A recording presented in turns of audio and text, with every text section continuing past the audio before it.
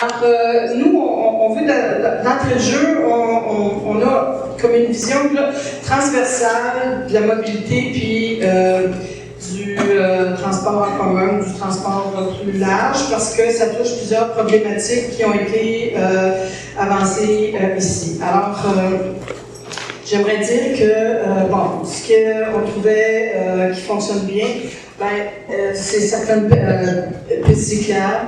L'avènement du Bixi, ça a quand même favorisé jusqu'à un certain point la mobilité.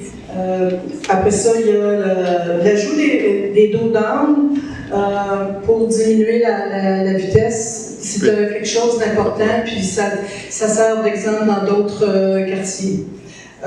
Qu'est-ce qui fonctionne moins bien? C'est le transport axé sur la productivité. Ça veut dire quoi pour nous autres? Ça veut dire que c'est les travailleurs qui en bénéficient plus dans des heures très, très ciblées, mais que c'est en dehors de ces heures-là, c'est comme si on n'avait pas besoin de circuler. Puis, en plus, rajoutons qu'il y a les horaires, c'est ça, deviennent de plus en plus atypiques. Donc, comment tu peux assurer le transport à la fois des travailleurs, mais du reste de la population durant une journée? Bon, l'essayer, OK.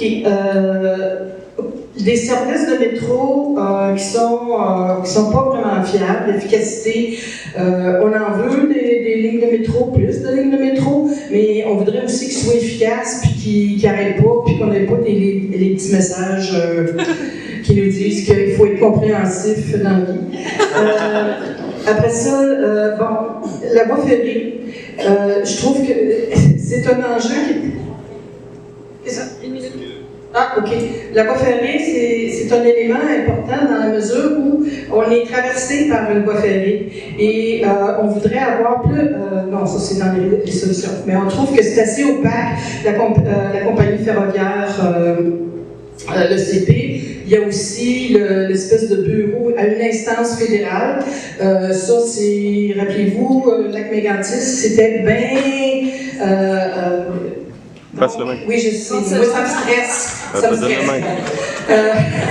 Ça fait que il y a ça qu'il faut parler de ça, le manque de stationnement pour l'autopartage. Est-ce qu'on peut passer aux solutions? Parce que là, vous avez du temps, vous avez 10 secondes pour les solutions.